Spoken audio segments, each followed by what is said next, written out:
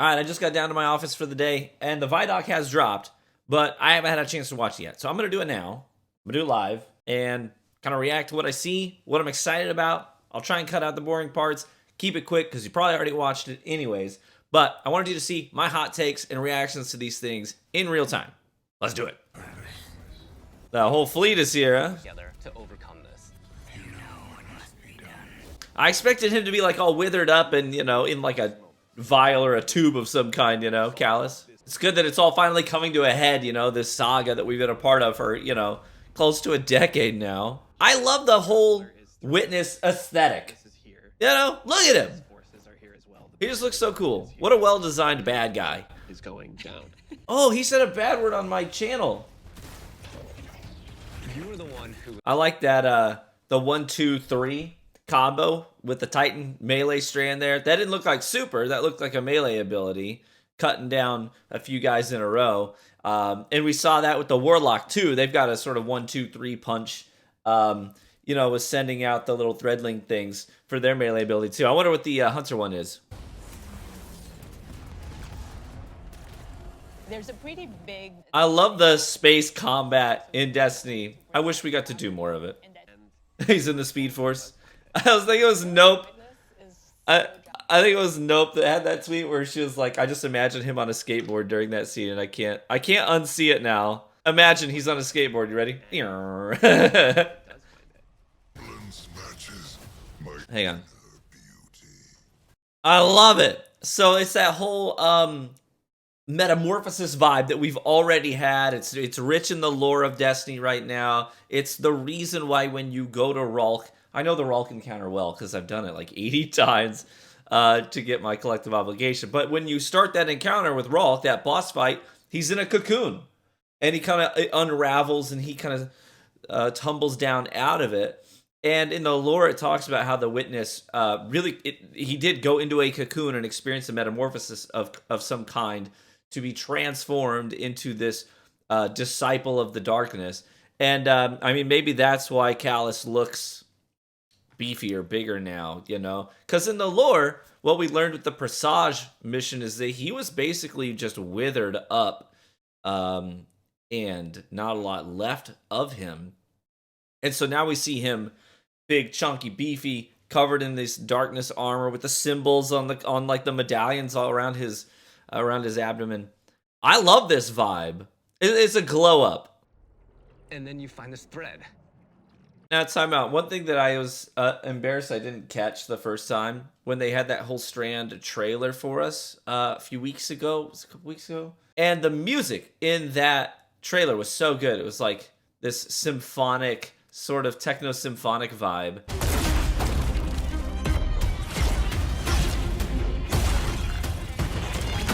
And it completely went over my head as I'm watching the trailer and really enjoying seeing Strand in action. And then I thought about it, I was like, that was a great choice. Like, intentional choice to have strings, right? It's Strand, and the music is strings, the symphonic, but techno-symphonic, because it's Strand in Neomuna, this cyberpunk futuristic city, you know what I mean? So that was a great design choice. I don't know who made that choice, but they did a great job with it. Sort of set the vibe. That we've gotten before. We didn't get it. For the record, I freaking love this Warlock armor. Here, I love this armor. This to me says Ninja Turtles. You know, I see this armor, I feel like I'm a Warlock Ninja Turtle mashup. I just love it. Really powerful things. So you see this Warlock ability here with the Rift. I mean, this isn't anything new. We've had Rift abilities before, but this just looks like... It doesn't look like it requires an exotic to do it. I think it's just intrinsic, kind of like Frost Pulse with Shadebinder. But can you imagine maybe a Vesper Radius build with this ability for ad clear? That could be kind of neat, and it would be interesting to see how that interacts with different aspects and fragments in the Strand Warlock kit. But look at this. So can you imagine maybe you're shooting out electricity as you do this as well? So let's see, 1, 2, 3, 4, 5, 6, 7, maybe like 8. And it doesn't look like it's a radius. It doesn't go behind you and to the sides. It looks like it goes in front of you. Yeah. So you have to sort of face the direction you want that to go. That's kind of cool. It kind of reminds me of the similar ability for the Titans. They've got the barricade and it shoots it out in a wave in front of them. But it's a different. It's probably a different. I don't know the verbs, the terms that they use for Strand. Like these look like threadlings, and I don't think threadlings is what the Titan uses. So we have the Hunter Threadrunner, which All right. is going to introduce this threaded spike. The Hunter Super Silk It's really cool looking. kind of rope dart. You're constantly moving, constantly attacking. I love it. Before. I'm just waiting for somebody. Berserker. I'm just waiting for somebody to do that super activation for the Hunter. You do this backflip. I'm just waiting for somebody to do that super activation in game and have like a rocket go underneath them. As they they would have died, but they pop their super, do a backflip, and a projectile flies underneath them of some kind. That would be so cool and cinematic. The Titan Berserker, and the name is pretty fitting. The Titan Super is Blade Fury, where you weave these Blade Fury. onto your hands. You have a melee attack that you can kind of combo indefinitely, and then you have your heavy attack, which sends out these suspending waves. That's pretty cool. There's the So you like hold them in place and then you run up on them. Timeout. This is one of the things that's like a challenge with Striker Titans right now. This is why you literally don't see Titan Strikers right now using the super where you're running around and then smash Fist of Havoc. People don't do that anymore because you can't close the gap. People can move in Destiny in ways they can never move before. So closing that gap on an opponent while you're in your super is like nigh impossible. You've got your little shoulder charge ability, but you're just so vulnerable while you're doing it. So with the new super for the Titan, it looks like it's sort of fixing that problem, right? Because you do your heavy attack. Where are we at here? Yeah, so you do your heavy attack and you suspend them in place. And it's like you hang out there for a second. I'm gonna run up on you and then smash you to bits. Right? So bam. Hang out there, and then you run up on them and finish them off. That's cool. And there's the Warlock Brood Weaver. I love that term, Brood Weaver. It's like a spider brood mother. Super is Needle Storm. You create 3 sources of power, and then those then get launched out, and then those fly through the air. When they hit an enemy, they'll explode. When they hit the ground, they will then charge up and then turn into threadlings. Love it. It's like Nova Bomb, except way better. Now we talk about the space, which looks incredible. It is an arcade. Yo, look at this place. And I think we can relate to spending our days. I'm also so excited for people to see the puka pond. All of the pukas that have been like such a mystery. Yo, that's great. The Typhon Imperator has landed square in Ahimsa Park. You see that. He's a little arrogant, isn't he? Kind of. I mean, who of us wouldn't want to have our own ship with our giant head on display for everybody? But he's a little full of himself, isn't he? Wait, what did he grapple onto? Was that... Wait, hold up. Hold it. Hang on. What? So somebody threw a... So this guy launched... So the guy in the bottom right of this... So like right here, you see the silhouette of a Guardian right here. And he's launching a projectile. And he actually manages to grapple the projectile. I don't know if that's from like a grenade launcher or if he threw a grenade or what it is. But you can grapple onto projectiles too? That's crazy. Cloud Striders. There's a lot new. Pretty hardcore. Defenders of this city, and they That's so cool. Their murals are up on the city walls. in Destiny, and that's taking the form of the Cloud Strike Cyborgs. and Rohan. I understand what's at stake, Lightbearer. Wait, hold up. All better than you. Why is this guy old? So this guy. Why is he old? I thought Cloud Striders, well, I suppose maybe he joined the program late in life is a possibility. But my understanding of the Cloud Striders is that they sort of undergo these body enhancements to become these cyborg super fighters. But the cost is that it takes a heavy toll on their body and their life expectancy drops to 7 years or something after they undergo the process. Sort of this whole, again, metamorphosis theme running through the Light and Darkness saga here. But interesting that you've got a Cloud Strider that's up there in age. I understand what's at stake, Lightbearer. Rohan is the grizzled old veteran who's too old for this. You can't say that word on my channel. The Cloud Striders, bottom line, are cool. On your face! Like Silver Surfer. They're pretty cool looking. Combatant is very powerful. It means business. Command over all this void energy. Cool animations. Like boss throws out the has the player in its hands. You feel very helpless, I'm sure. And in those moments for Dark Harvest, we actually do things with audio to make it feel even more intimate, where we duck out all the background sound. So you really That's super cool. with this terrifying creature grabbing you. I love this idea of making them feel intimidating, making you feel scared. Because we don't really get that in Destiny, you know, like, there's no combatants we have right now in the game where you look at them and you feel any sort of emotional response, other than, oh, I know that's a Cabal, that's a Centurion, that's a Colossus, you know, that's a Wizard. I feel like we've kind of been desensitized to them over time. I mean, like, early in D1, maybe you'd see a Wizard and you'd feel that sort of, like, initial shock. You're going through the initial storyline there in the Cosmodrome, that first Wizard you come to underground in the Cosmodrome. That was a little intimidating at first. But we haven't had that feeling in a long time. You know, we've been sort of desensitized to all these combatants. So to have a new one that's specifically designed to make you feel helpless, I like that. I like when Destiny pushes what it already does further. You know what I mean? And innovates in that regard. Helping us feel feelings we don't typically feel while playing Destiny.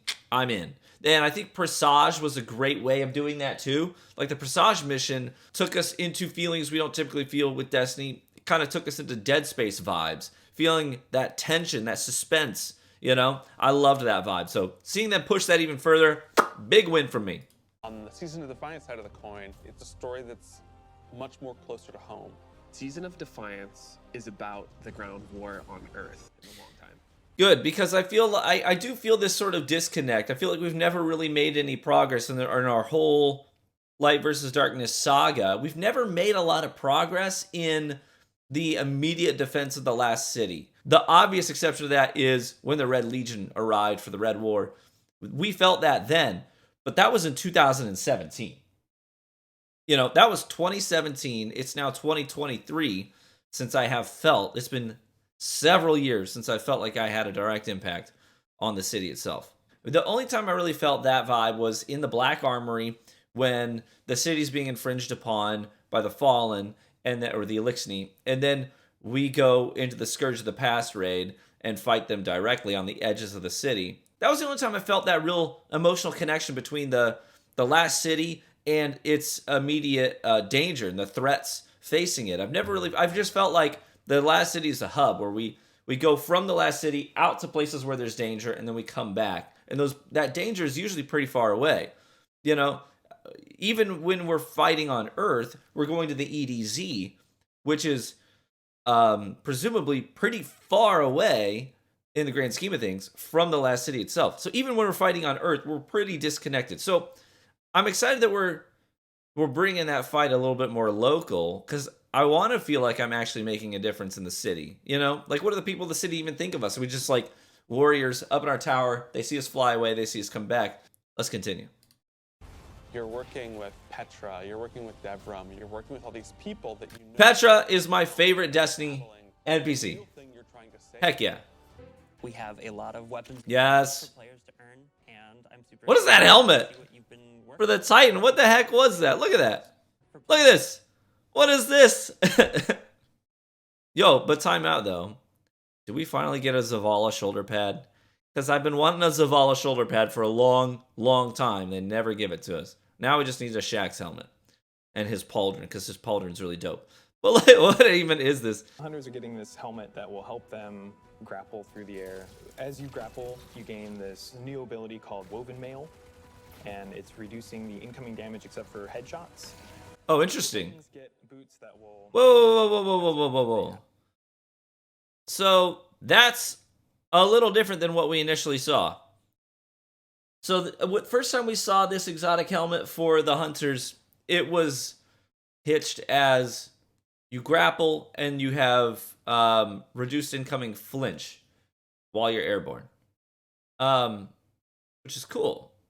But it sounds like that's maybe just a part of it. Now they're saying, while you have this buff active, this woven mail, this thread mail of some kind, it reduces incoming body shot damage. That's pretty cool. So, I mean, if you see a hunter using this, obviously shoot for the head, I guess. The Titans get boots that will augment a aspect that they have. The aspect itself will just send out a wave that will suspend enemies in front of their barricade after casting it, but the boots will split it up into 3 waves. Whenever they spin an enemy with these boots, oh. gain woven mail. So Okay. So Titans get that woven mail as well. The aspect for the Titan that is when you put that on the barricade, it shoots a wave out, but then with the exotic boots on, it creates 3 waves instead of 1 that suspends enemies in front of you. So we have this pistol that will use advanced technology. Now we're talking. Yes. So suddenly you're not worrying about aiming, you're really worrying about surviving during the lock-on time. Sure, that's good because I'm getting old and I don't aim very well anymore. You guys know this, you watch my videos. And it opens you up to consider your movement more than your aiming, being able to lock on. Sure, makes sense. And then just obliterate all of them was, I think, a moment where I kind of went, whoa. So she said that you're trying to focus on your movement and surviving while you're doing the lock-on mechanic, right? So you're just trying to stay alive during that process. But I do wonder if this is also like Cryesthesia, or rather Devil's Ruin, where you can hold it to charge up the laser, but then you can also single fire it as well. So I wonder if it does have a single fire mode as well. And if it does, is it adaptive, precision, lightweight? What is it? Guardian ranks is our answer to what should I be doing in Destiny if I want to get better? You have this track that tells you what you should be doing. So it's I don't know. That's an interesting statement. So what do I need to be focusing on if I want to get better? Well, here's what you should be doing. But that's interesting to me because this seems like by our standards, if you want to get better, here's what you got to do. But I don't know that I think Destiny's always been like create your own destiny, become legend, give you the freedom to excel in anything that you want to, and that's what makes you a unique guardian. But now having a preset list of things, I don't think it's probably it's not that deep, but still, it's like here are the preset things that you should be doing if you want to be a higher rated guardian. We're really excited for players to start diving into that system along with combinations, a way to finally say thank you to players that you've been playing with. We think all of this stuff is coming together. This is a cool screen. More cohesive relationship between our players. In Lightfall, we get to spend time with the Witness in a way that we haven't yet. We're paying. It's so cool.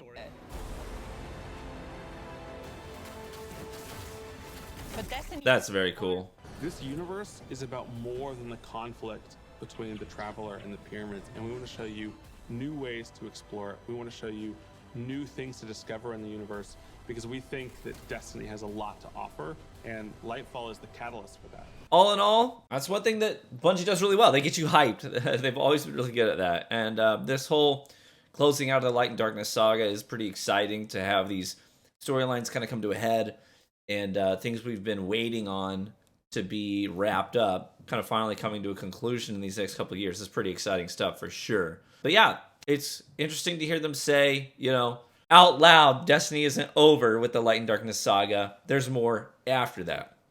That's great because that's job security for me.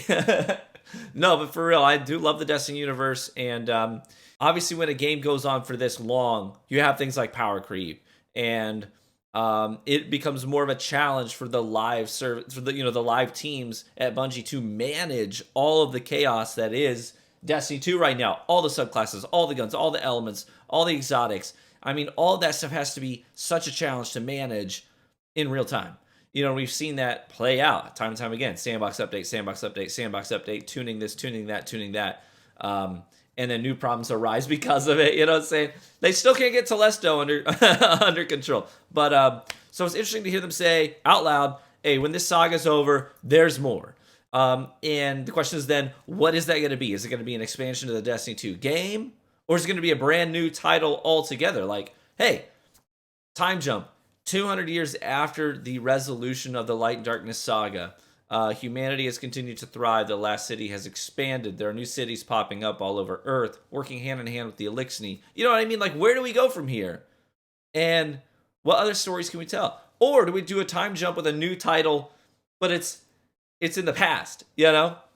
And like back when the Iron Lords and you know, the feudal conflict on Earth post-collapse, and people like Shaxx were sort of rising to power and becoming these warlords in various areas.